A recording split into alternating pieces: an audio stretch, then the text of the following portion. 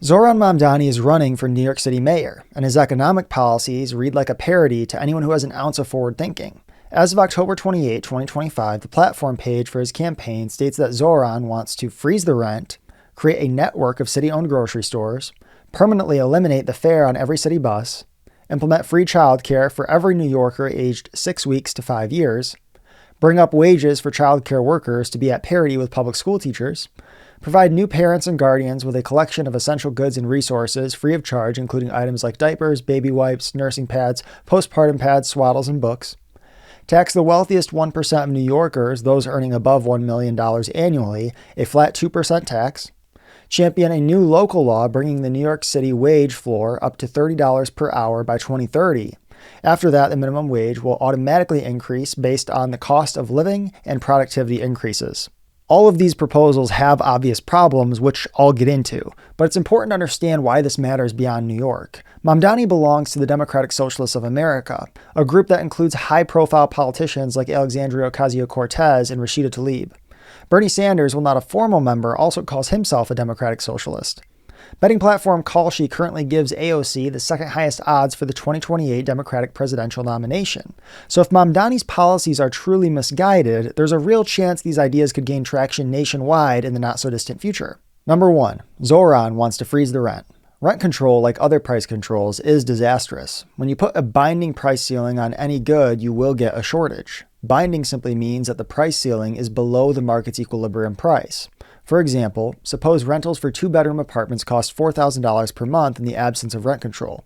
A binding price ceiling would be anything below $4,000 per month. A non-binding, and thus ineffectual price ceiling would be anything above $4,000 per month. As the price of something goes down, people demand more of it. Simultaneously, as the price of something goes down, people supply less of it. Applied to housing, this means that when rent control is more binding, the shortage of housing is even greater, since the gap between the amount supplied and the amount demanded increases. Some tenants in rent-stabilized apartments may be willing to pay more so their landlords can maintain the building, but rent control laws prohibit this. Mandating that landlords provide amenities or maintenance doesn't fix the problem, since these costs may exceed the rent they collect. As a result, landlords may eventually go bankrupt or stop maintaining the building altogether, leading to disrepair, an outcome that could be avoided without rent control. Rent control also distorts the housing market, as people have an incentive to stay in rent-controlled housing that would be better used by someone else. For example, a 2-bedroom, rent-controlled apartment might be occupied by a single person who stays for the low rent, even though he makes little use of the second bedroom. In the absence of rent control, he would be foregoing much more by staying in the apartment, as his rent would be higher. This would create an incentive for him to move out and allow 2 or 3 people to move in. These distortions in the market are the norm under rent control and only get worse the further the price ceiling gets from what the price would be in a free market. So as you can imagine, freezing the rent in an inflationary environment only further exacerbates the distortion. Developers also have less incentive to build affordable housing if they know it will be subject to rent control either now or in the future, because that lowers the home's value. So instead of building affordable housing, they may opt to build luxury apartments not subject to rent control. They may also forego building in New York City altogether and allow the lumber, steel, and other building materials to be used to construct housing elsewhere in the country where the value of a home isn't undermined by rent control. To the extent New Yorkers want to make housing more affordable, they should actually get rid of rent control, which distorts the market, inhibits new construction, and leads to the deterioration of the existing housing stock. Number 2, Zohran wants to create a network of city-owned grocery stores. Quote, Zohran will create a network of city-owned grocery stores focused on keeping prices low, not making a profit. Without having to pay rent or property taxes, they will reduce overhead and pass on savings to shoppers. End quote. Did he ever stop and think that privately owned grocery stores make a profit by keeping prices low? After all, if they raised their prices arbitrarily, no one would buy from them, since the grocer down the street would undercut them. The net profit margins for grocery stores are also generally 1 to 5%, so the idea that real costs will go down substantially is a fantasy. The key term is real costs, which include implicit costs. Mamdani's page notes that the city-owned grocery stores would not have to pay rent, but the reality is that even if this is not an explicit cost, it is an implicit one. The city-owned store could be leased to a private business, so the foregone rent would still be an implicit cost. However, in this case, it is a cost paid by taxpayers rather than customers. And so if the price tags on food from city-owned grocery stores end up lower than those of privately owned competitors, it almost certainly won't be because the public option is any more efficient or productive. Rather, it would be because the real costs are not being paid by customers, but by taxpayers. In this way, the public option amounts to a redistributionist scheme, since even if New York City had the same income tax rate on all income earners, hint, it doesn't, high income earners would still pay more in total income taxes to the city, since X% of $1 million is 10 times more than X% of $100,000. As for the city-owned grocery stores not having to pay property taxes, if Mamdani recognizes that property taxes are costs that get passed on to customers, he could publicly advocate removing all property taxes in New York State, but I don't expect that to happen. There are also a bunch of incentives that would be misaligned in government-run grocery stores compared to their privately owned counterparts. For starters, who determines what products will be shelved? Mamdani's page says they will, quote, partner with local neighborhoods on products and sourcing, end quote. But what happens if someone's neighborhood doesn't want to shelve the products they want? In privately owned stores, even if a small minority of customers consistently buy a product, it will likely continue to be shelved. However, the incentives for a government-run store are different, as politicians seeking election don't need support from minority groups to win a majority of voters. Consequently, it seems reasonable to expect that the selection and pricing could be distorted by political motivations. For example, suppose in the future an anti-Semitic mayoral candidate knows he won't win any Jewish votes anyway and promises to make room on the shelves for foods favored by his base at the expense of kosher cuisine. In contrast, a private grocer who stops selling kosher food out of prejudice pays a cost for his discrimination in the form of foregone profits. Number 3. Zoran wants to permanently eliminate the fare on every city bus. Lowering the price of something increases demand. Eliminating city bus fares will mean more people want to ride, but unless the city adds enough buses, there won't be enough seats. This creates shortages and misallocates seats to people who may not need them most. Without prices, riders can't tell if someone else values a seat more. So people who value a ride highly may still miss out simply because there's no pricing system to allocate seats efficiently. Even if the city has enough supply, there could still be a misallocation of resources, since the money used to pay for the buses came from the pockets of New Yorkers who may have preferred other modes of transportation that they can no longer afford. Others may have preferred simply to walk and keep their money in their pockets to spend on something else. Number 4. Zoran wants to implement free childcare for every New Yorker aged 6 weeks to 5 years. Again, who pays for it? The taxpayers, including many who are past their childbearing years, have already paid for their children's care or have decided not to have children. When the costs of a product or service are not paid by those who receive it, demand will increase. The economic issues with this policy are essentially the same as those with all redistributionist policies. They reduce the incentive to be productive. In the absence of free childcare, if someone wants it, they have to produce something to pay for it. Moreover, the person taxed to fund someone else's childcare has more of an incentive to produce when he gets to keep more of the fruits of his labor. Put simply, under Mamdani's policies, there are no barriers to the consumption of some goods and services, such as childcare and busing. There is also less incentive to produce goods and services because of higher taxes. In contrast, a free market requires that you produce in order to consume. If you want to purchase childcare or busing, you must produce either now or in the future. There are also lower taxes, which create a greater incentive to produce goods and services. And yes, Mamdani does want to raise taxes, which discourages production. Quote, Zoran's revenue plan will raise the corporate tax rate to match New Jersey's 11.5%, bringing in $5 billion. And he will tax the wealthiest 1% of New Yorkers, those earning above $1 million annually, a flat 2% tax. Right now, city income tax rates are essentially the same whether you make $50,000 or $50 million. End quote. And by the way, the idea that people will forever tolerate being taxed to pay for goods and services that they do not personally use or benefit from is asinine, especially in a free country that allows them to move to a place with no state or city income tax. Number 5. Zoran wants to bring up wages for childcare workers to be at parity with public school teachers. If you thought he was done with price controls, you were wrong. His argument for this policy seems scarce. In the YouTube video embedded on his campaign platform page, he says, quote, we will also make sure that all early childhood educators get paid a living wage on par with DOE teachers, end quote. But the only justification given is so that they, quote, get a living wage, end quote. It's as if there is no thought that the pay discrepancy might exist for a reason or that eliminating it might cause distortions in the market with long-term consequences. Has he considered that paying early childhood educators, ECEs, the same wage as public school teachers might cause more people to become ECEs and fewer to become public school teachers, thus creating a shortage of public school teachers and a surplus of ECEs? Even if making childcare free for every New Yorker aged 6 weeks to 5 years old drastically increases the demand for ECEs, that does not mean you need wage parity between ECEs and public school teachers. You could just let demand shift, leading to higher wages, which will, in the long run, attract a greater supply of ECEs. Number 6. Zoran wants to provide new parents and guardians with a collection of essential goods and resources free of charge, including items like diapers, baby wipes, nursing pads, postpartum pads, swaddles, and books. All the same economic problems mentioned in point 4 also apply here, so I won't bother repeating them. However, on a moral level, there seems to be quite an inconsistency between this part of his platform and another. When it comes to babies after birth, he wants to use taxpayer funding to purchase resources for their care. Yet prior to birth, he wants to use taxpayer money to fund the direct killing of unborn humans so long as the children's mother asks for it. Planned Parenthood of Greater New York Votes PAC's endorsement of Mamdani stated, quote, "As mayor, Mamdani has pledged to safeguard and expand access to comprehensive sexual and reproductive health care, including abortion and gender-affirming care.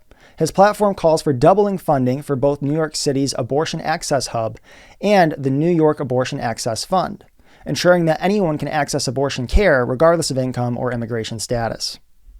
End quote. According to its website, the New York Abortion Access Fund, quote, "supports New Yorkers and people traveling to New York State to access abortion care through financial assistance, case management, and connections to other resources," end quote. How Zoran can reconcile his support for taxpayer-funded baby baskets with his support for giving taxpayer funding to organizations that finance abortion, I do not know. Number 7. Zoran wants to tax the wealthiest 1% of New Yorkers, those earning above $1 million annually, a flat 2% tax. What could possibly go wrong with taxing your most productive residents? Simple, they will leave. It's unreasonable to believe that wealthy individuals will remain in high-tax areas no matter how much more they are burdened. If someone kept taking more of your property by force and giving it to others, how would you react? If your answer is that you would stay and tolerate it, then either A, you are a pushover, or B, you're not being honest. It's also worth noting that while no one raindrop is responsible for the whole flood, the cumulative effect is the same nonetheless. In other words, a 2% tax may not sound like a lot, but it could be the straw that broke the camel's back for some New York City residents. Robert Frank of CNBC notes, quote, "Added to the city's current top rate of 3.876%, the tax would bring the combined New York City and state tax to 16.776%, by far the highest in the country. The combined federal, state, and city rate would be 53.776%, end quote. In contrast, places like Nashville, Miami, and Dallas have no city or state income taxes and have a lower cost of living. Number 8. Zoran wants to, quote, "champion a new local law bringing the New York City wage floor up to $30 per hour by 2030. After that, the minimum wage will automatically increase based on the cost of living and productivity increases," end quote. Now seems like a good time to mention that this list is not in order of how harmful the policies would be. If that were the case, this would be number 1. The State of Job Quality in New York City report by the Office of the New York City Comptroller, often called the city's accountant, found that in 2023, the median wage in New York City was $27.45, while the 25th percentile wage was $15.69. When adjusted for inflation using the PCE index, the 2023 median wage becomes $28.69, and the 25th percentile wage becomes $16.40, both expressed in 2025 dollars. So if we assume 2 to 3% year-over-year inflation over the next 5 years and no massive spike in labor productivity, we should expect significant unemployment effects from a $30 minimum wage in New York City in 2030. After all, if an employee cannot produce $30 or more worth of goods and services per hour for an employer, then the employer will lose money every hour they continue to employ them. Since employers cannot be expected to employ people who lose them money, it is reasonable to expect such a policy would increase unemployment. Zoran appears to justify this policy in part by claiming that productivity has outpaced wages. In an Instagram post, he states, quote, "If the minimum wage matched increases in worker productivity over the past decades, it would hit $28.35 per hour next year. But when wages don't keep up, that surplus still has to go somewhere, record profits for the wealthiest corporations." Zoran provides no source for this calculation, making it impossible to verify his methodology. However, claims like this typically rely on one or more common statistical errors. Number 1, ignoring the role of capital investment. If overall productivity rises because of greater capital investment, like investments in better machinery, it makes sense that some of the resulting increase in revenue and profits would go to those who paid for that investment, rather than the employees. If all the increase in gross profits were paid to employees, no one would make capital investments, since there would be no return on investment, ROI. Without the prospect of returns, capital investment would cease, ultimately harming workers most of all by eliminating the productivity gains that drive wage growth. Number 2, Comparing total productivity to median wages. If the top 49% of workers became more productive, then median wages could remain the exact same while total productivity goes way up. Likewise, if the bottom 49% of workers became more productive, median wages could remain the same while total productivity rises. This would be consistent with the theory that an individual's productivity is the primary factor in determining an individual's wage. The people in the top 49% and bottom 49% of wage earners can also shift over time. For example, as people age, they typically enter into higher income brackets. So even if the rise in productivity came from the top 49%, the top 20%, etc., that is not necessarily an issue, especially when you consider that just because some people become more productive does not mean they make others less productive. Number 3, comparing total productivity to the average compensation, wages and benefits, of production and non-supervisory workers. One major problem with this is that it ignores the possibility that the gains in productivity came from the supervisory workers themselves. Total productivity includes output from all workers, executives, managers, engineers, etc. You're essentially comparing the productivity of Group A plus B plus C to the wages of only Group A, which ignores the fact that the increases in productivity could be coming from Groups B and C. So what do Austrian economists mean when they say that productivity determines wages? They are not saying that a worker's gross output of goods and services will equal his wage. Obviously, someone responsible for operating a $1 million machine will produce a lot of value in the 8 hours a day he operates the machine. But it would be absurd to believe his wage should equal the value he produces when his employer is the one who provided him with the machine to use on the job. Instead, the Austrians are saying that productivity is the primary determinant of wages, even though they readily acknowledge that wages will not equal the exact value of the goods and services produced. Imagine a small island economy of 4 people. At first, each person works for themselves, and so each individual's productivity exactly equals his or her wage. After some time, one of the islanders, call him Joe, has worked and built tools that let him be more productive. Joe decides to forego consuming for a bit so he can build an extra set of tools. He then hires another islander, call him Bob, to use his tools at a set wage. Bob takes the job because it pays him more than he makes on his own. Bob's wage is now less than the value of goods and services he produces using the tools that Joe provides him. However, Bob and Joe are both better off. After seeing Joe's success, Sally makes her own set of tools and then later makes an extra set in the hopes of hiring Bob. She offers to pay Bob even more than Joe. Bob tells Joe about his new offer from Sally, and a bidding war begins between Joe and Sally for Bob's labor. Since the extra set of tools requires labor to produce anything, and Sally and Joe both earn nothing when the tools sit idle, each of them has an incentive to offer Bob a higher wage until Bob's wage equals his gross productivity minus the value of the next best use of the tools. It's also not as though Joe and Sally could offer to pay Bob anything they want and he would take it. Bob can produce on his own and would not accept a wage below his own productivity apart from an employer. The 4th islander, call her Kelsey, has not saved enough to create her own set of tools, but has saved enough to rent tools from Joe or Sally. As a result, there will always be a gap between the value of the goods Bob produces and his wage, since for this example, we assume the next best use of the tools is renting them to Kelsey. As a result, the situation would look something like this. Joe and Sally each produce $20 per day using their own set of tools.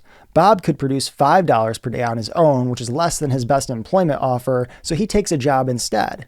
Joe pays Bob $10 per day in wages, expecting Bob to produce $15 per day in goods. Kelsey pays Sally $5 per day to rent her tools and uses them to produce $20 per day, which is more than the $10 per day she could produce without the tools. Now imagine the island grows to 10,000 people, with many more tools available. In this scenario, each employer wants to hire workers as long as the value a worker adds, called their marginal revenue product, MRP, is greater than the wage they're paid. Employers can increase wages up to the point where a worker's wage nearly matches their MRP. Competition among employers for workers naturally pushes wages higher, as firms must offer more to attract workers away from competitors. This places practical limitations on the amount of profit firms can earn per worker they employ. It is also not as if all the employers could collude to suppress wages. The United States has millions of businesses that employ people, and coordinating wage rates between them all would be impossible. Even if they could coordinate, it is not in many firms' best interest to collude to keep wages low, since employing additional workers can increase the firm's gross profits, even if raising wages is required to attract the talent. For example, imagine all the firms in the United States colluded to pay all workers $20 per hour. One business notices the following. They currently employ 10 workers and profit $20 per hour per worker. They know that if they pay all their workers $30 per hour, they will be able to attract 90 more workers. And so while they will only earn $10 per hour per worker, they will make 5 times as much profit in total. Since for many firms it is in their best interest not to collude to suppress wages, and such coordination is practically impossible anyway, it would be ridiculous to suggest that wages are determined by collusion between companies. I am not saying that Mamdani is suggesting this, but I thought this was worth mentioning since I imagine some of his supporters believe that corporate collusion keeps wages low. Some of his fans might also believe that major corporations like Walmart and Amazon have enough pricing power in the labor market to suppress wages. Yet, considering that Walmart employs only 1.6 million Americans out of a labor force of around 171 million workers, and Amazon employs around 1.1 million US workers, it would be hard to argue that they have enough pricing power to collude to keep wages low. Keep in mind that they have to compete with each other and with the small businesses that employ 46% of private sector employees. It's also not as if they woke up one day with 2.7 million workers. Instead, workers joined the two companies over time because they believed, and still do believe, that it is their best option. Keep in mind that if they did not believe working for Walmart or Amazon was their best option, then they would leave for another employer or become self-employed. It is also worth pointing out that if you want to avoid monopolies in the labor market, you probably shouldn't be in favor of government-run grocery stores that can transfer losses to taxpayers and thus put what would be otherwise sustainable private businesses at risk of closure. In the long term, if all the private grocers go out of business, only one grocer employer would remain, with far more pricing power over its laborers than Walmart and Amazon have now. Building on the previous discussion, the next part of Zoran's minimum wage platform is also concerning. After bringing the New York City wage floor up to $30 per hour by 2030, Mamdani says, quote, "The minimum wage will automatically increase based on the cost of living and productivity increases," end quote. However, if you get the base number wrong, then even if you get the incremental increases correct, there will still be problems. For example, imagine a worker who is only able to produce $20 worth of goods or services per hour. If the minimum wage is set at $30 per hour and later rises to $33 per hour due to a 10% increase in measured productivity, this worker remains unable to find employment. Even if their productivity increases to $22 per hour, they are still not worth the new minimum wage to an employer, so they remain priced out of the job market. It's also worth asking which productivity measure he plans to use as a benchmark, since each, total, median, or average, has issues. If he uses total productivity, a sharp increase among the highest performing workers could cause the minimum wage to rise significantly, resulting in more unemployment. On the other hand, if he uses the median or average, a productivity boost among just over half of workers would still push the minimum wage higher and lead to increased unemployment. Conclusion: Mamdani's platform has what should be considered obvious problems. The fact that he is the frontrunner to win the election should concern all Americans, especially since AOC endorsed him and she is the second most likely Democratic presidential nominee in 2028. Moving cities or states to escape high taxes and bad policies is one thing, but moving countries is an entirely different ballgame. Should Mamdani win and implement these policies, it will be crucial to the Republican Party's future success that they explain the negative consequences these policies will have, even if it takes some time for the consequences to manifest.